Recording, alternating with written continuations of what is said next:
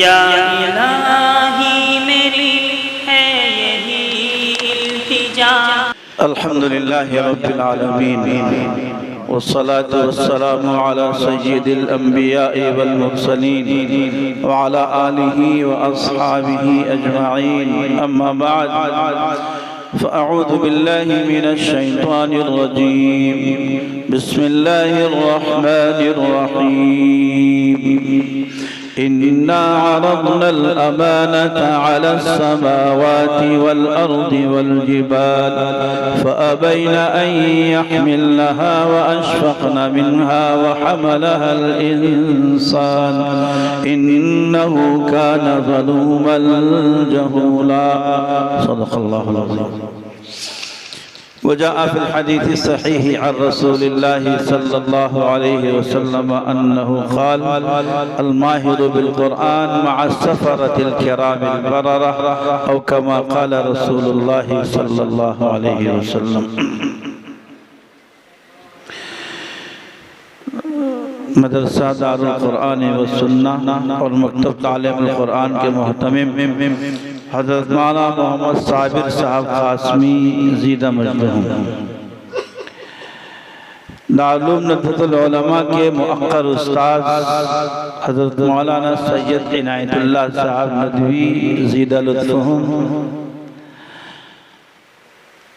हज़रत मौलाना मुफ्ती अब्दुल रहमान साहब नदवी हफ़िज़हुल्लाह, हज़रत मौलाना मोहम्मद सिराजुल इस्लाम साहब नदवी हफ़िज़हुल्लाह और हमारे दीगर निहायत मुअक्कर उलमाए किराम, मुअज़्ज़ज़ सामिईन, ख़वातीन इस्लाम, मैं सबसे पहले हज़रत मौलाना सैयद इनायतुल्लाह साहब को दिल की गहराइयों से मुबारकबाद पेश करता हूँ कि उनके साहिबजादे ने कुरान पाक हिफ्ज़ कर लिया। मेरे पास ज़्यादा वक्त नहीं है, मैं तफसील से बात नहीं करूँगा।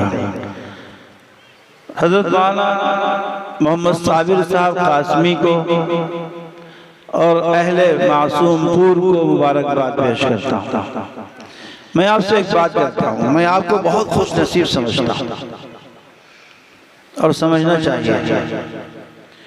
निस्बत से चीज़ बड़ी हो जाती है, निस्बत से चीज़ बड़ी हो जाती है। कैसे? आपके मासूमपुर में, ये मासूमपुर कटक जिले में आता है। कटक का जो डीएम होगा, उस डीएम का एक मामूली सा इंसान चपरासी होगा,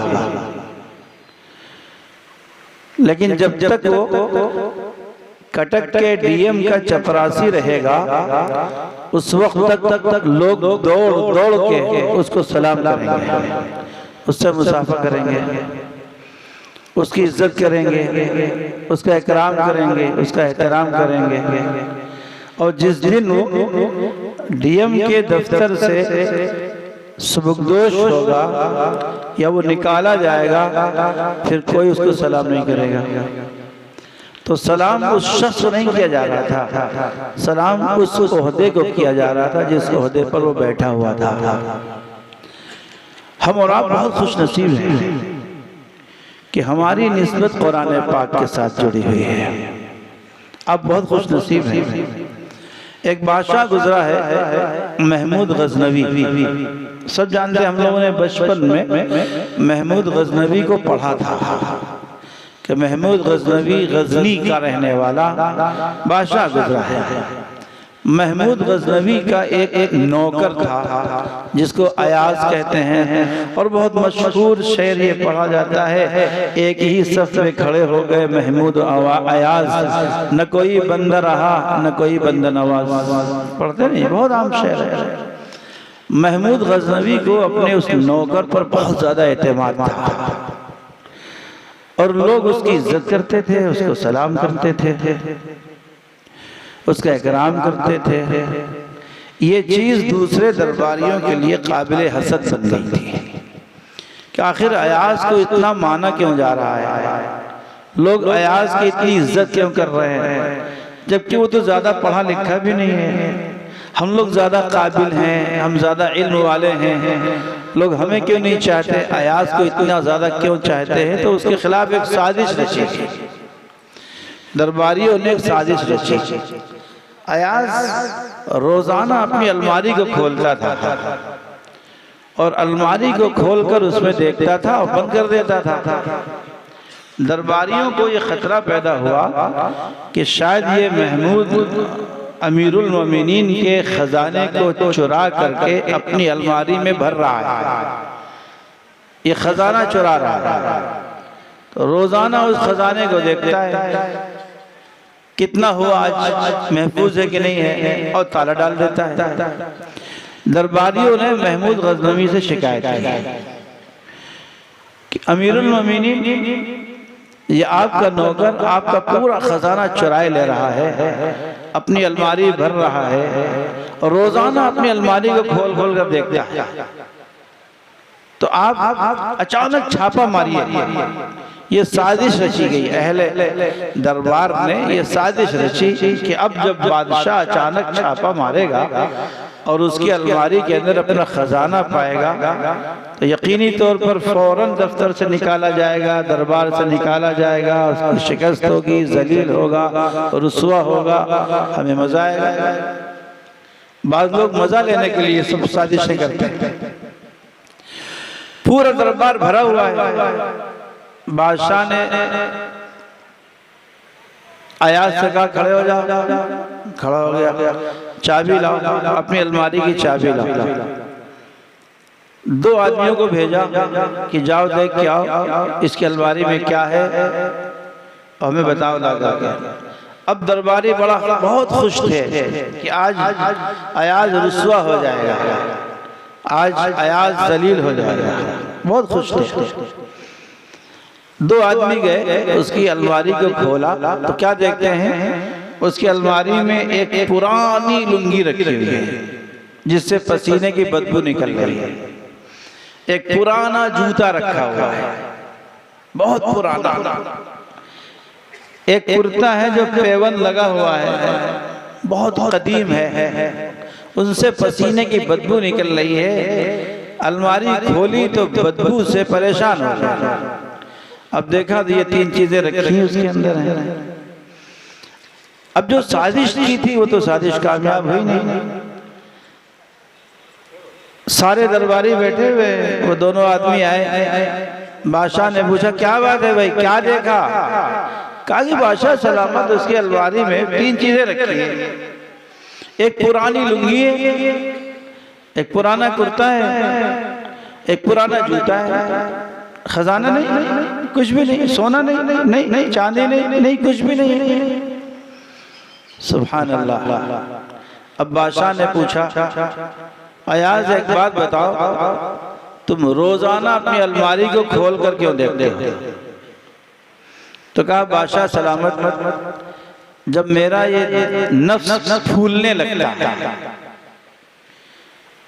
हुजूर पाक अलैहिस्सलातु वस्सलाम ने इरशाद फरमाया हमेशा नफ्स के कैद से अल्लाह ताला की पनाह मांगनी चाहिए। ये नफ्स बहकाता है। कुरान कह रहा फरअयत मन इत्तखज़ इलाहहु हवाहु व अदल्लहु अल्लाहु अला इल्मिहि व खतम अला समइहि व क़ल्बिहि व जअल अला बसरिहि गिशावा।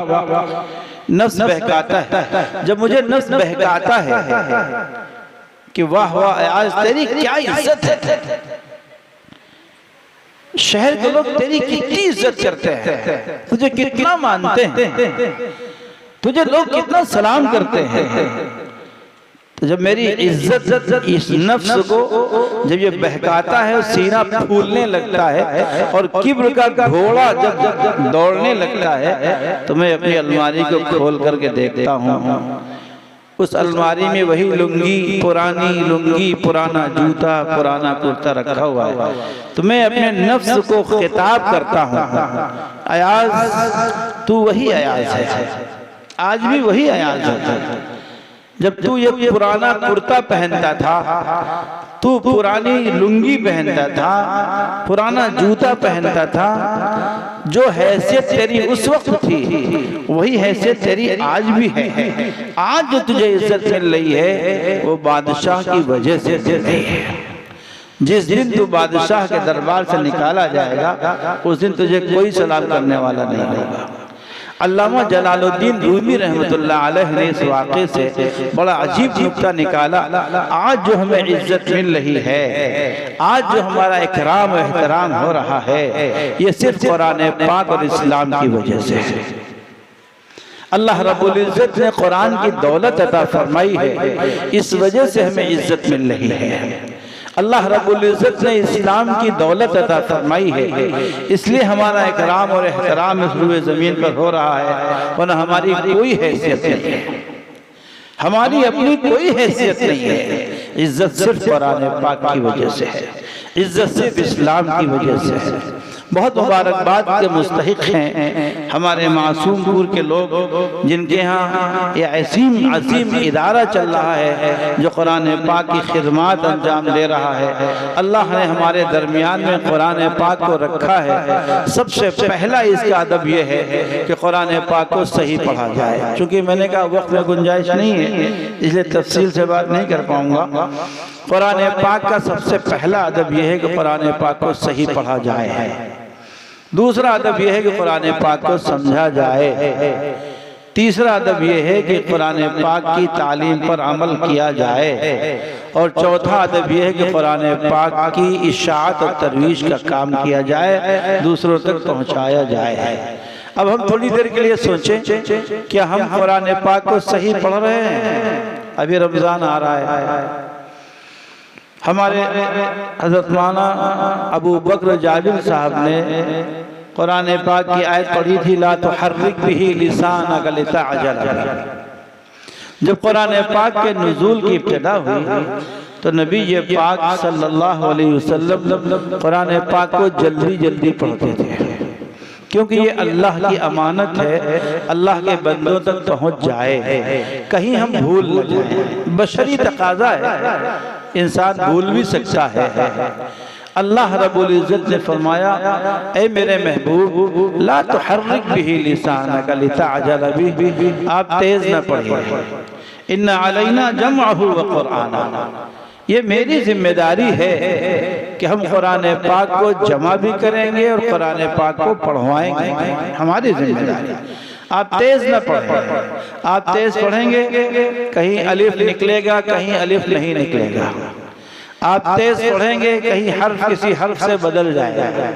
हज़रात उलमाए किराम भी तशरीफ़ फरमाए, मुफ्तियान इज़ाम भी तशरीफ़ फरमाए।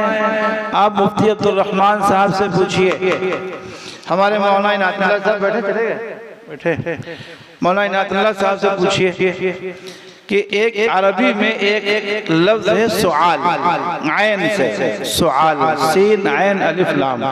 सुआल के माने आते हैं खांसी के, खांसना। उसी आयन को आप हमजे से बदल दें, सुआल कह रहे हैं उसको, आप माना बदल गए। सुआल के माने मांगना, तलब करना, पूछना। तो आयन को हमजे से बदला, माना बदल गया।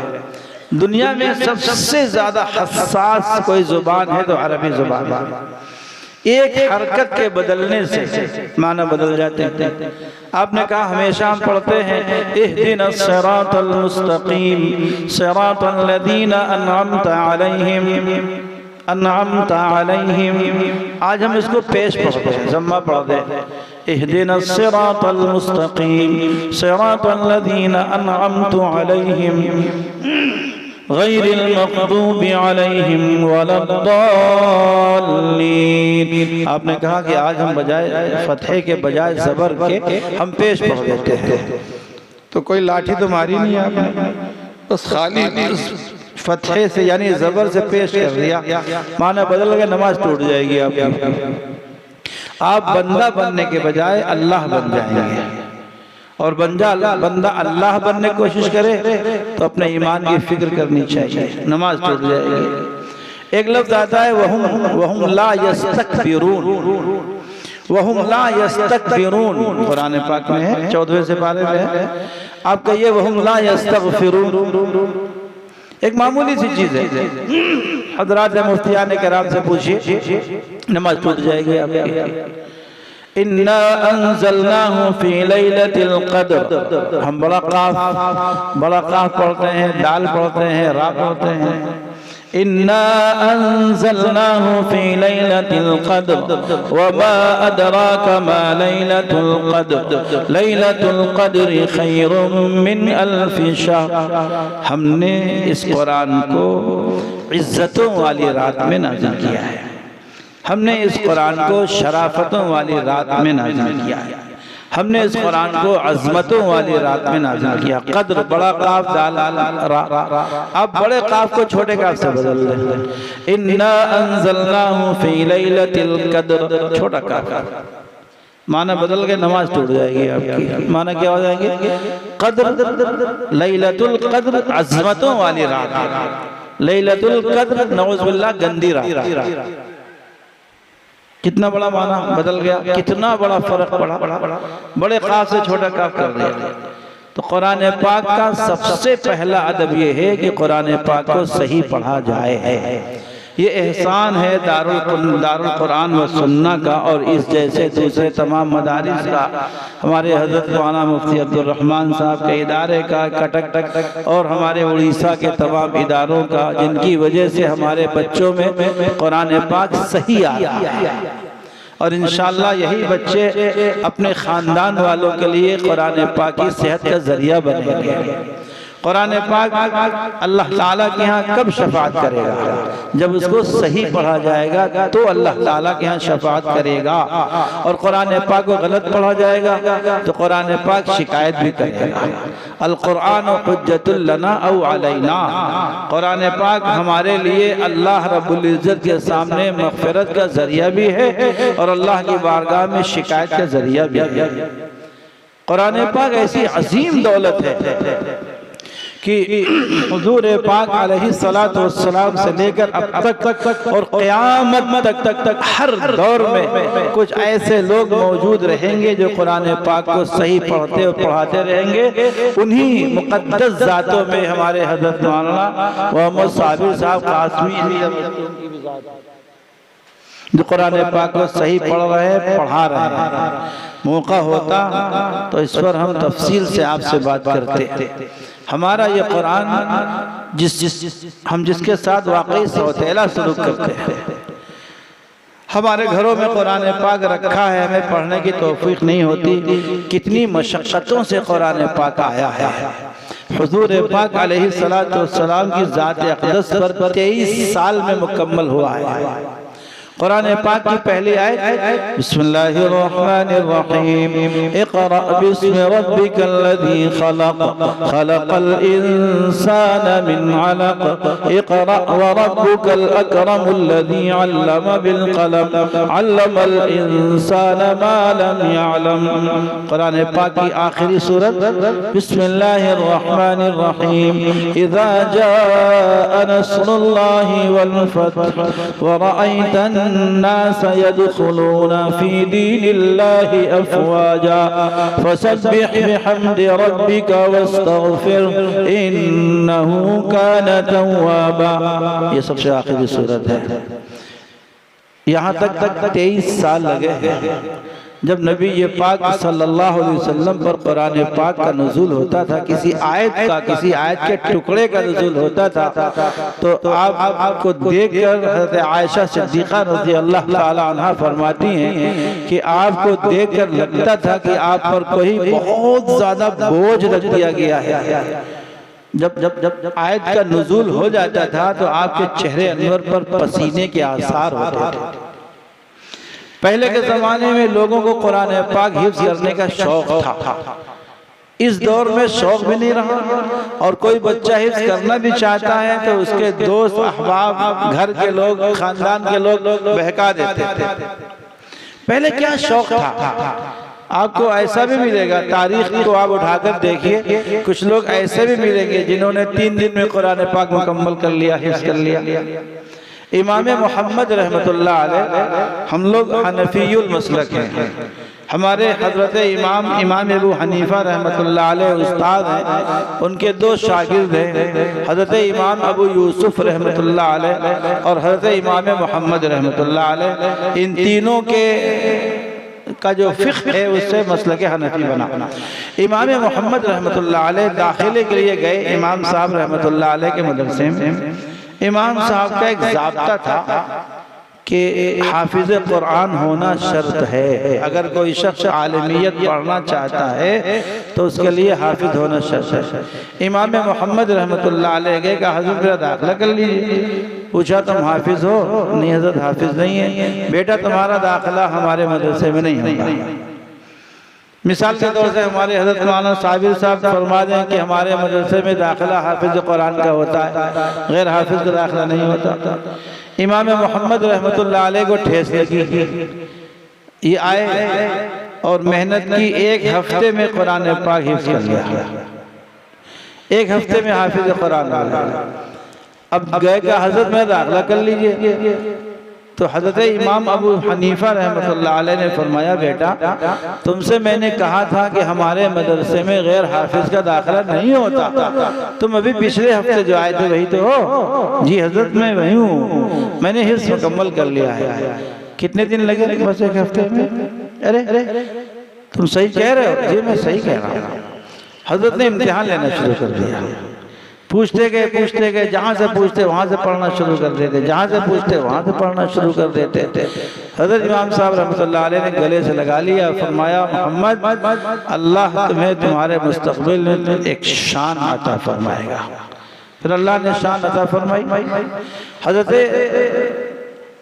हुज्जतुल्लाह अलल अर्ज़ जिनको कहा जाता है, हज़रत मौलाना मोहम्मद कासिम साहब नानोतवी रहमतुल्लाह अलैह हज के लिए जा रहे हैं। रमज़ान आ गया, पानी का जहाज़ है। अब पानी के जहाज़ के ऊपर उस ज़माने में 3-3 महीने लग जाया करते थे। अब रमज़ान आ गया, आपके साथ उलमा भी हैं। हज़रत फरमा रहे हैं, भाई जी चाह रहा है कि तरावी में कुरान पाक मुकम्मल हो जाए, अगर तुम में से कोई हाफिज़ हो तो वो सुना दे। उलमा थे, उनमें से कोई भी हाफिज़ नहीं था। तो फरमाया अच्छा ये काम मैं ही कर लेता हूँ।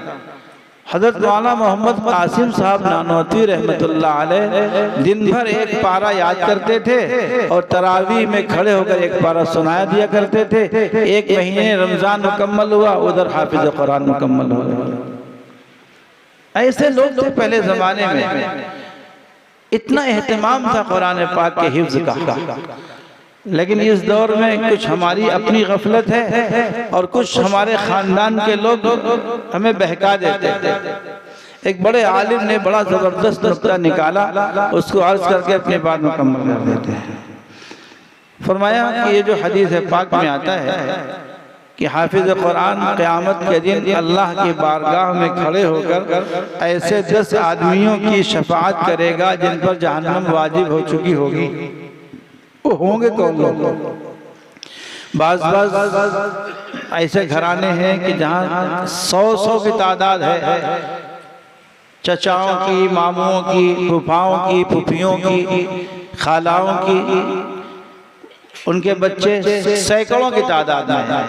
वो कौन लोग होंगे जिन 10 की शफाअत करेगा? तो फरमाते हैं कि जब बच्चे को कुरान पाक के हिफ्ज़ के लिए बिठाया जाता है तो वालिदैन अपने ख़ानदान वालों से मशवरा करते हैं कि अपने बच्चे को हिफ्ज़ में बिठा रहे हैं, आपकी क्या राय है? तो कुछ लोग तो वो होते हैं जो आकर मुबारकबाद देते हैं और कहते हैं कि आपका बहुत अच्छा फैसला है। अरे मियाँ, आपने तो अपनी आखिरत बना ली। ये दुनिया चंद रोज़ा है, बर्फ़ की सिल्ली है, पिघल जाएगी, ख़त्म हो जाएगी। वो ज़िंदगी हमेशा हमेशा की है जो कभी ख़त्म होने वाली नहीं है। किसी शख्स ने कहा था, मेरे दोस्त दुनिया के लिए उतनी तैयारी कर ले जितना तुझे दुनिया में रहना है, और आखिरत के लिए उतनी तैयारी कर ले जितना तुझे आखिरत में रहना है। सुभान अल्लाह, क्या बात कही उस शख्स ने। दुनिया में कितने दिन रहना है कोई बता सकता है? आप में से अगर मैं किसी को खड़ा करूं और उनसे पूछूं कि आप मुझे बताइए आपकी उम्र कितनी है, कोई बताएगा? कोई नहीं बता सकता मेरी उम्र कितनी है। हदीस पाक में आता है अल्लाह रब्बुल इज्जत ने इंसान की मिट्टी भी लिख दी है, वमा तदरी नफ्सुम बिअय्यि अर्दिन तमूत, कहाँ मरेगा वो, अल्लाह पाक ने वो जगह भी लिख दी है। ऐसा हुआ है, बहुत बार ऐसा हुआ कि एक शख्स अपनी जगह से चला, सफर में गया, किसी दूसरे शहर में पहुंचा, वही इंतकाल हो गया। अब ये तो वहां से जनाजा लाया जा रहा है या वही तदफीन कर दी जा रही है। ऐसा होता है। हमें ये भी नहीं मालूम कि मेरी मौत कब आएगी और ये भी नहीं मालूम कि कहाँ आएगी, अल्लाह जानते हैं। जिंदगी क्या है? जिंदगी एक बुलबुला है, एक हुबाब है, एक शराब है, ये कब फूट जाए किसी को नहीं मालूम। अल्लाह ताला फरमाते हैं वअन्फिकू मिम्मा रज़क़नाकुम मिन क़ब्लि अन यअतिया अहदकुमुल मौत फयक़ूल रब्बि लौला अख़रतनी इला अजलिन क़रीब फ़अस्सद्दक़ व अकुम मिनस सालिहीन वलन युअख़्खिरल्लाहु नफ़्सन इज़ा जाअ अजलुहा वल्लाहु ख़बीरुम बिमा तअमलून। खर्च कर डालो, हमने तुम्हें जो कुछ दिया है उसे खर्च कर डालो, जोड़ के न रखो, खर्च कर डालो। अपने ऊपर खर्च करो, बीवी पे खर्च करो, बच्चों पे खर्च करो, महल्ले वालों पर खर्च करो, खानदान वालों पे खर्च करो, अल्लाह के रास्ते में खर्च करो, मदारिस पर खर्च करो, मसाजिद पर खर्च करो, खर्च कर डालो, छोड़ के न जाओ, खर्च कर।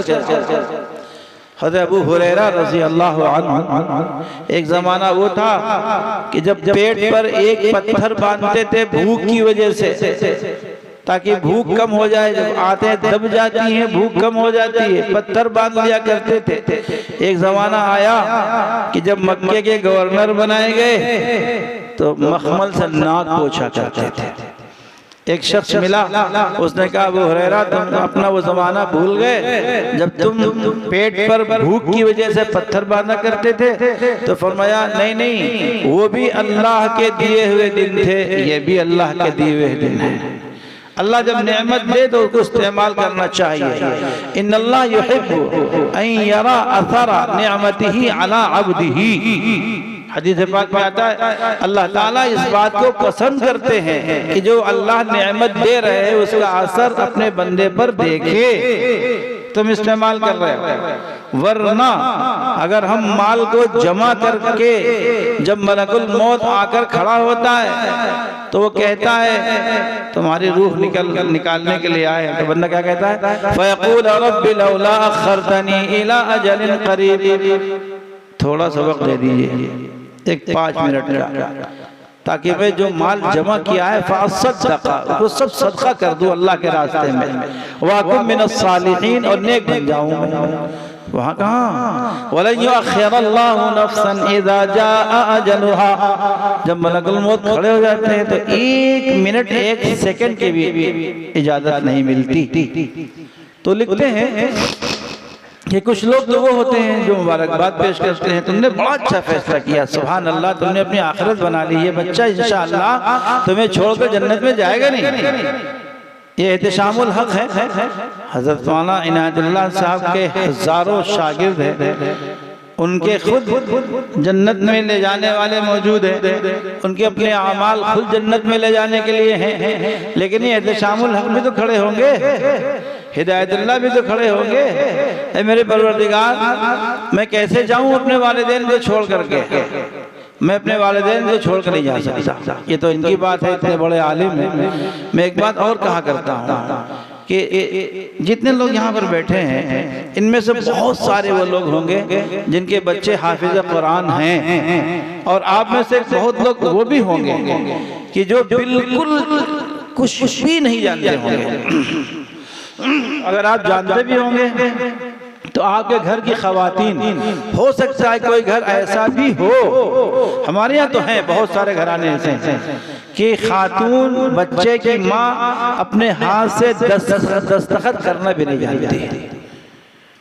एक बहुत बड़े आलिम से मुलाकात हुई, निशानदेही भी नहीं करूँगा, हो सकता है आप उनको समझ लेंगे तो ग़ीबत हो जाएगी। एक बड़े आलिम से मेरी मुलाकात हुई, एक सफ़र में हम गए थे अपने बच्चों के साथ, वो भी अपने बच्चों के साथ आए थे। मेरी अहलिया की उनकी अहलिया से मुलाकात हुई तो उनकी अहलिया ने कहा कि मुझे तो दस्तखत करना भी नहीं आता। बड़े आलिम माशाअल्लाह। उनकी अहलिया ने कहा तो मैं तो दस्तखत भी नहीं कर सकती, मुझे दस्तखत करना भी नहीं आता। हो सकता है कोई खातून ऐसी हो कि जो दस्तखत भी न कर सकती हो और अपने बच्चों की परवरिश के वास्ते घरों में जाकर काम करती हो, ऐसा भी हो सकता है। अगर उसने अपने बच्चे को हाफिज कुरान बना दिया तो यही हाफिज कुरान दुनिया के अंदर भी अपने वालिदैन के लिए अल्लाह की नेमतों को लूटने वाला, लूट कर देने वाला बनेगा। हाफिज कुरान कभी फाका कश नहीं होता, हाफिज कुरान के यहाँ कभी भुखमरी नहीं आती। और हमने बड़े बड़े ग्रेजुएट देखे हैं, बड़े बड़े पोस्ट ग्रेजुएट देखे हैं जिनके यहाँ भुखमरी अपनी आंखों से देखी है, शिकायत करते हुए उनको सुना है हाफिज कुरान के यहाँ भुखमरी नहीं आती। ये अल्लाह रब्बुल इज्जत की देन है। तो जब वो लोग कहते हैं आपने अपनी आखिरत कमा ली, एक वो ग्रुप बन जाता है। एक ग्रुप वो होता है जो कहता है मैं यार कहाँ तुमने उसकी किस्मत खराब कर दी, मुस्तकबिल उसका खराब, फ्यूचर खराब कर रहे हो। वो मस्जिदों में चटाइयाँ बिछाएगा, झाड़ू लगाएगा, हाथ में टिफिन लेगा, घर घर दरवाजे दरवाजे फिरेगा, खाना मांगते हुए 2000 4000 तनख्वाह मिलेगी। मेरे बुजुर्गों में बताऊँ आपको बरकत, मैं तो कसम खा सकता हूँ और इंशाअल्लाह हानिस नहीं होऊंगा। एक हाफिज कुरान के रिस्क में उसकी तनख्वाह 10,000 12,000 है और एक शख्स की तनख्वाह 1 लाख रुपए है। ये 10,000 12,000 वाला 2 बार हज कराता है और 1 लाख वाला 1 बार भी हज नहीं कर पाता। इसके रिस्क में बरकत है कि नहीं है? इतना बड़ा खर्चा, ये 2 बार हज कराता है, कई उम्रें कर लेता है, 1 लाख वाला ये हज नहीं कर पाता, उम्र नहीं कर पाता। ये रिस्क की बरकत है। अल्लाह हाफिज कुरान के रिस्क में बरकत अता फरमाते हैं। इसलिए मेरे बुजुर्गों, अगर किसी के जहन में ये बात आए कि मैं अपने बच्चे को या अपने ख़ानदान के किसी बच्चे को हाफिज कुरान बनाकर दुनिया के अंदर उसको तंगी में मुब्तला कर रहा हूँ तो उसकी बहुत बड़ी भूल है, उससे उसको तौबा करनी चाहिए। अल्लाह अपने कुरान पाक की बरकत से अपने बंदे के रिस्क में बरकत अता फरमाता है। और बरकत मतलब क्या होता है? आसमान से गड्डियां टपक पड़ती हैं, ऐसा नहीं होता। अल्लाह अपने बंदों के दिलों में डालता है। डॉक्टर के पास जाएंगे, डॉक्टर फीस नहीं लेगा। हमारे यहाँ लखनऊ में कई डॉक्टर मुस्लिम ऐसे हैं जो हालत को देख करके फीस नहीं लेते हैं। 1500 1600 रुपए फीस है, फीस नहीं लेते हैं। और फिजिशियन सैंपल्स जो उनके पास आते हैं वो जोड़ कर अपने कंपाउंडर से कह करके उसको दे देते हैं कि 1 महीने की दवा तुम ले जाओ, खाना खा। बरकत का ये मतलब होता है। अल्लाह ताला वो गोश्त लेने के लिए जाता है, गोश्त बेचने वाला पैसा नहीं लेता उससे। वो सब्जी खरीदने जाता है, सब्जी वाला पैसा नहीं लेता उससे। वो फ्रूट लेने जाता है तो फ्रूट वाला पैसा नहीं लेता। वो हर दिन कोई ना कोई फल घर भेज देता है। बरकत इसका नाम है, भुखमरी नहीं मुब्तला होता। तो लिखते हैं कि एक ग्रुप वो होता है जो मुबारकबाद पेश करता है, एक ग्रुप वो होता है जो उसको तंग करता है, उसको बहकाता है। तो जो लोग उसको मुबारकबाद पेश कर रहे थे, अगर खुदा न खास्ता आखिरत में अपने गुनाहों की वजह से अगर उन पर जहन्नम वाजिब हो चुकी होगी तो अल्लाह रब्बुल इज्जत की बारगाह में ये हाफिज कुरान खड़े होकर ऐसे लोगों को जहन्नम से आज़ाद कराएगा और उनको छोड़कर जन्नत में नहीं जाएगा। इसलिए मेरे बुजुर्गों, मैं जो 4 बातें मैंने कही थी उसको बांध के ले जाइए अपने दामन में। सबसे पहले कुरान पाक को सही पढ़ना है। कहिए इंशाअल्लाह कुरान पाक सही पढ़ेंगे। इस जलसे का यही पैगाम है आज के जलसे का, कुरान पाक सही पढ़ना है। तरीका बता दूं, आप मौलाना साबिर साहब को, मौलाना सिराज साहब को, मुफ्ती अब्दुर्रहमान साहब को, बहुत सारे उलमा तशरीफ फरमाए। आप इनको पकड़ लीजिए, अपने महल्ले के इमाम को पकड़ लीजिए। हजरत मेरी एक आयत सुन लीजिए आप, सिर्फ एक आयत, या अय्युहल मुद्दस्सिर, एक आयत हो गई। ये एक दिन का सबक हो गया। आपने देखा होगा बाज टोटियां टपकती हैं, है ना? जब पानी आता है तो टोटियां टपकती ना, कभी एक एक कतरा गिर रहा होता है उससे। आप कहें एक कतरे की हैसियत क्या है? आप उसके नीचे बाल्टी रख दीजिए, ईशा की नमाज पढ़ के आइए और उसी एक कतरे जो टपक रहा है उसके नीचे आप बाल्टी रख दीजिए। जब आप फज्र में उठेंगे तो आपको बाल्टी भरी हुई। एक कतरे को हैसियत नहीं है, इतनी हैसियत है कि वो बाल्टी भर देता है। अब सुबह के वक्त में माशाल्लाह आपको बाल्टी भरी मिलेगी। लाइट नहीं आ रही है, हमारा समरसेबल नहीं चल पा रहा है, टंकी में पानी खत्म हो चुका है, यही जो टपकते कतरात हैं यही बाल्टी भर देते हैं। अगर आपने एक आयत रोजाना तय कर लिया, हमें एक आयत सही करनी है, तो इंशाअल्लाह एक महीने में कुरान पाक आपका दुरुस्त हो जाएगा। और अल्लाह न करे, लेकिन अल्लाह रब्बुल इज्जत ने हमारी जिंदगी का वक्त लिख दिया है। अगर हम उसी दरमियान में इंतकाल कर गए, अल्लाह रब्बुल इज्जत क़यामत के रोज़ सही कुरान पाक पढ़ने वाला बना करके उठाएंगे। तो पहला काम कुरान पाक को सही पढ़ना है। दूसरा काम, कुरान पाक हमसे कहता क्या है? कुरान पाक हमसे क्या कह रहा है? इन्नमल मुमिनून अल्लज़ीना इज़ा ज़ुकिरल्लाहु वजिलत क़ुलूबुहुम व इज़ा तुलियत अलैहिम आयातुहु ज़ादतहुम ईमाना। कुरान पाक क्या कह रहा है? या अय्युहल्लज़ीना आमनू इन्नमल खम्रु वल मैसिरु वल अंसाबु वल अज़लामु रिज्सुम मिन अमलिश शैतान। इसका मतलब क्या हुआ?